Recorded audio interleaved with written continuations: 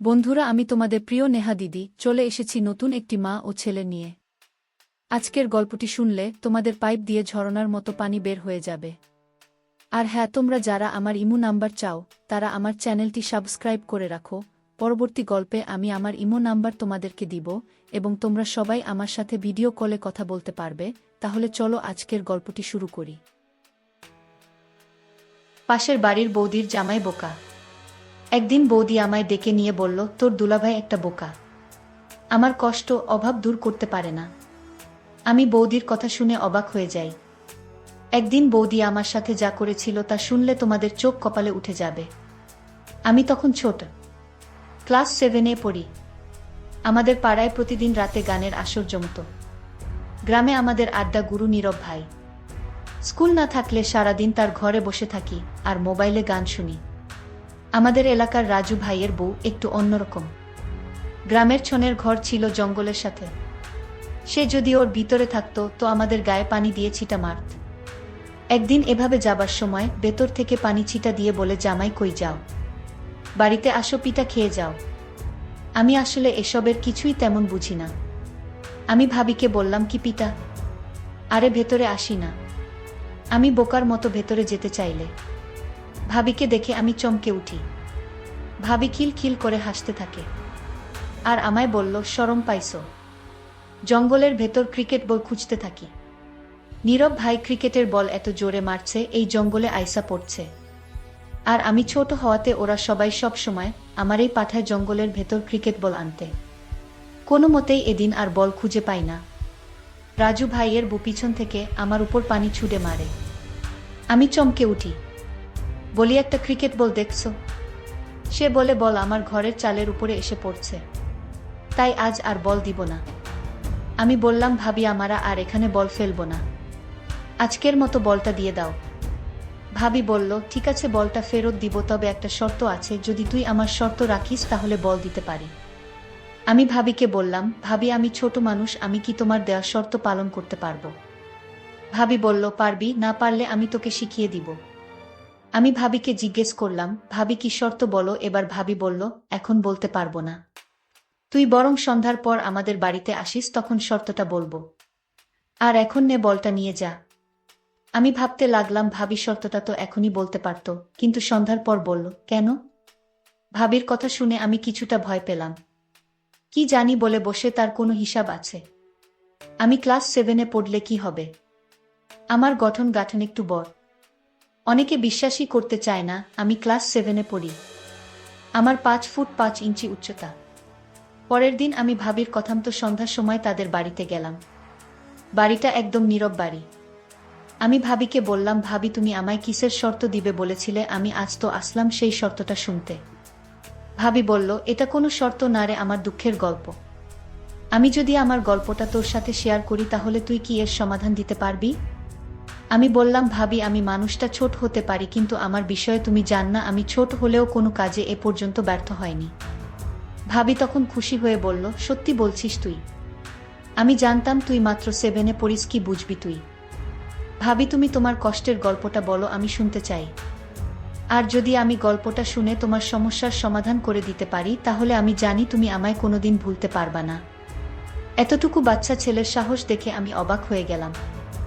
এই বাচ্চা ছেলে আমাকে যেভাবে উৎসাহিত করেছে, আমি তার কথা শুনে অনেক খুশি হলাম। আর মনে মনে ভাবলাম, আমি ওকে দিয়েই সব দূর করব। ওকে দিয়ে আমার সমস্যার সমাধান করিয়ে নিব। আমি ভাবিকে বললাম, ভাবি, তুমি কি ভাবছো এমন করে? তোমার কষ্টের গল্পটা বলো, আমি শুনি। ভাবি তখন বলল, ঠিক আছে, তাহলে শোন। তোর দুলাভাই একটা বোকা। আমার কোনো কথা সে রাখে না। সে আমার সাথে পারে না। প্রতিদিন রাতে ঘরে এসে ভাত খেয়ে মরার মতো ঘুমিয়ে পড়ে। আমার কোনো আবদার তোর দুলাভাই রাখে না এবং পূরণ করতে পারে না। সে সব সময় আমার কাছ থেকে দূরে থাকে। আমি মানুষের সাথে আমার জীবনটা কাটানো খুব কষ্টের।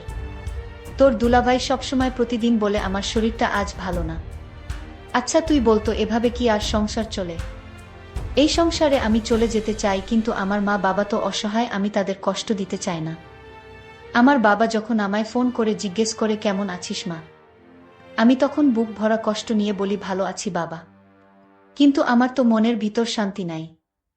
আমি তো একটু সুখের ছোঁয়া পাই না এই সংসার থেকে। আর তাই আমার মা বাবাকে মিথ্যা সান্ত্বনা দেই যে আমি ভালো আছি।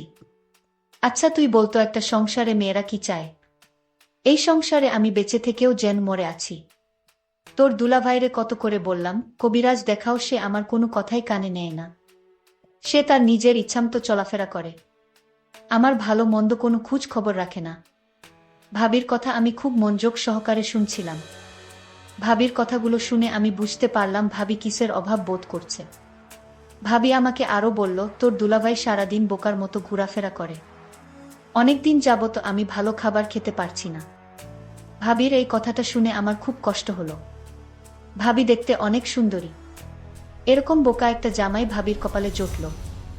যাই হোক, আমি ভাবির সমস্ত কথা শুনে বুঝতে পারলাম ভাবি এই সংসারে সুখে নেই, বরং সুখের অভিনয় করে যাচ্ছে তার মা বাবাকে খুশি করার জন্য। আমি ভাবিকে বললাম, ভাবি তুমি কোনো চিন্তা করো না, আমি তোমার সকল সমস্যার সমাধান করে ফেলব। তুমি আমার প্রতি আস্থা রাখো। ভাবি আমার কথা শুনে বলল, তুই ছোট মানুষ, তুই কি বুঝবি আমার কষ্ট?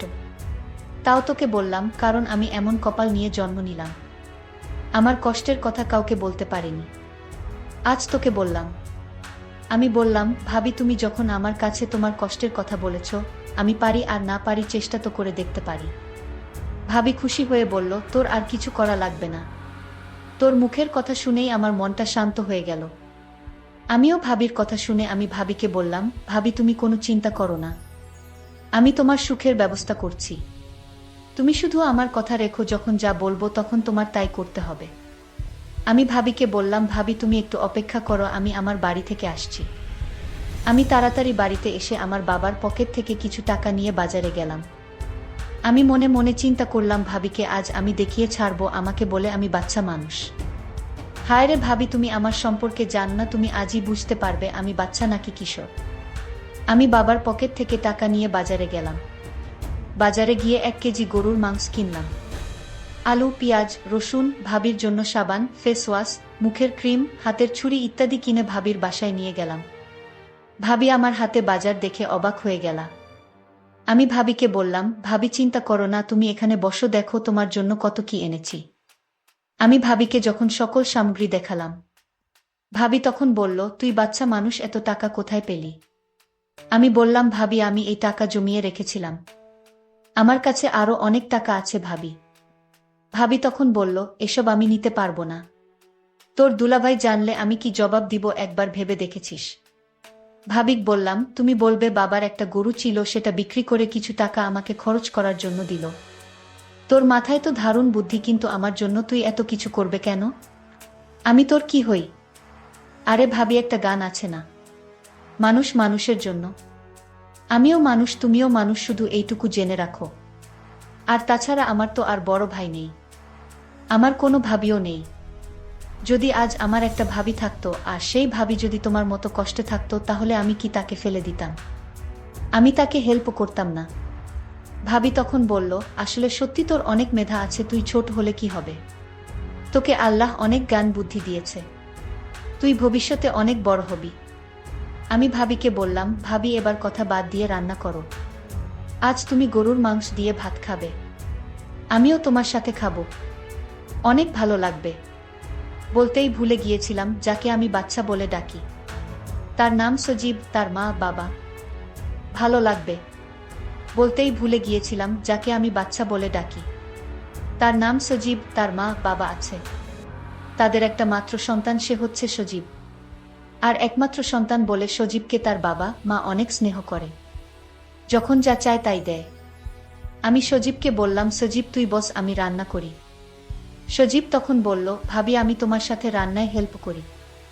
আমি বললাম, ঠিক আছে কর। আমি আর সজীব মিলে রান্না শেষ করে ঘরে নিয়ে যখন খেতে বসবো, ঠিক তখনই আমার বোকা জামাই বাড়িতে হাজির। সজীব আমার স্বামীকে ভয় পেয়ে সে কাঠের তলে লুকিয়ে পড়ল। আমার হাবলা স্বামী আমায় জিজ্ঞেস করল, কিরে সোনিয়া, আজ ঘরে মাংসের ঘ্রাণ পাচ্ছি কেন, মাংসের ঘ্রাণ কোথায় থেকে আসছে? আমি তখন আমার বোকা স্বামীকে বললাম, আমার বাবা এসেছিল আজ দুপুরে, আমার জন্য অনেক কিছু নিয়ে আসছে, তুমি তো আমার বরণ পোষণ করতে পারো না, আর তাই বাবা আমার জন্য হাতের ছুরি, মুখের ক্রিম, ফেস ওয়াশ, ব্যাগভর্তি বাজার নিয়ে আসছিল। আমার স্বামী এই কথা শুনে বলল, আমার সুর আব্বার এত দর্দ হয়েছে আমাদের প্রতি, হঠাৎ এই দর্দ কেন? যাই হোক, অনেকদিন পর ঘরে মাংস রান্না হলো, দাও পেট ভরে ভাত খাই। আমি মনে মনে বললাম, শুধু খেতেই জানো, ঠিকমতো দিতে জানো না। এইদিকে সজীব কাঠের নিচে শুয়ে ঘুমিয়ে পড়ল। আমি আমার স্বামীর জন্য ভাত আর মাংস নিয়ে তার কাছে গেলাম, তাকে খেতে দিলাম। সে শুধু মন ভরে ভাত খাচ্ছে, আর একটা বার জিজ্ঞেস করল না, তুমি খাবে না আমার সাথে, তুমিও খাও না। সে তো এই কথাটা বলতে পারত, কিন্তু তার মাথায় এতখানি বুদ্ধিও নেই, শুধু নিজের বুঝটাই বুঝে। আমার কষ্টটা একবারও জানতে চায়নি। যাই হোক, সে খেয়ে ধেয়ে বিছানায় শুয়ে নাক ডেকে ঘুমাচ্ছিল। আমি তখন কাঠের নিচে সজীবকে বললাম, সজীব আয়, সজীব তোর দুলাভাই ঘুমিয়ে গেছে। দেখি সজীব ঘুমিয়ে পড়েছে। আমি তাকে হুঁশ করার জন্য একটু পানি ছিটা দিলাম, তখন সে লাফ দিয়ে উঠে পড়ে। আমি তাড়াতাড়ি কাঠের তল থেকে বের হয়ে বাহিরে চলে আসলাম, আর ভাবিকে বললাম, ভাবি আমি আজ চলে যাই, বাবা মা আমার জন্য চিন্তা করছে, কাল আসব। আর ভাবি তুমি আমায় একটা কথা দাও।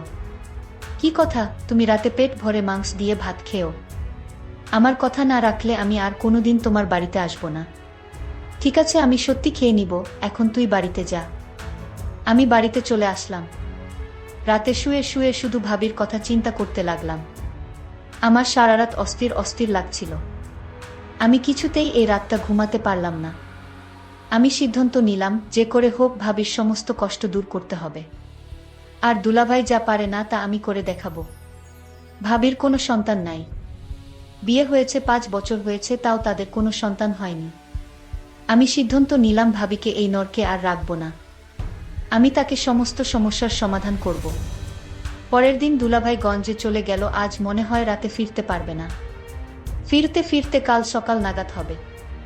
আমি তাড়াতাড়ি ভাবির বাড়িতে গেলাম, গিয়ে দেখি ভাবি শুয়ে আছে। আমি ভাবিকে ডাক দিলাম, ভাবি এই অবেলা শুয়ে আছো কেন?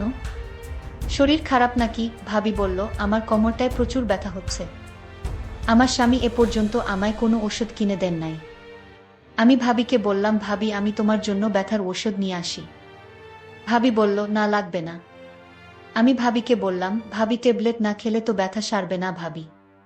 সজীব ভাই আমার, আজ আমি অসহায়, আমার পাশে কেউ নেই। আজকের কোমর ব্যথায় মনে হয় আমি মরে যাব। এই জন্যই তো বললাম ঔষধ নিয়ে আসি। ভাবি বলল, ঔষধ লাগবে না, তুই কোমরটা একটু মালিশ করে দে, তাহলেই ব্যথাটা কমে যাবে। আমি ভাবির এমন কথা শুনে আমার কেমন জানি লাগছিল।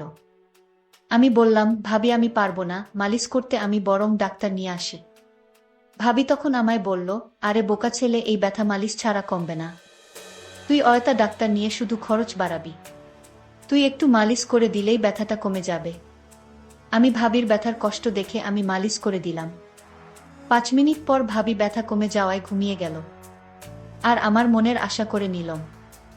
আর ভাবিও এটাই চেয়েছিল। আমি ছোট হলেও তা বুঝতে পারি। আমি যেদিন বল আনতে গিয়েছিলাম সেই দিনই বুঝতে। এতদিন ঢাকায় ছিলাম। ভাবি আমাকে দেখে বলল, সজীব তুই কেমন আছিস? ভালো ভাবি, তুমি কেমন আছো ভাবি? আমি ভাবির মুখে হাসি দেখতে পেলাম। আমি কোনোদিন ভাবিকে এমনভাবে হাসতে দেখিনি। ভাবি আমাকে ঘর থেকে একটা মিষ্টি নিয়ে এসে বলল, নে মিষ্টি খা।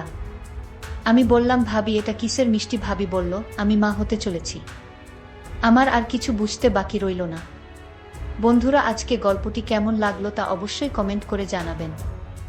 আর এরকম নতুন নতুন গল্প পেতে আমাদের চ্যানেলটিকে সাবস্ক্রাইব করে পাশে থাকবেন। ধন্যবাদ।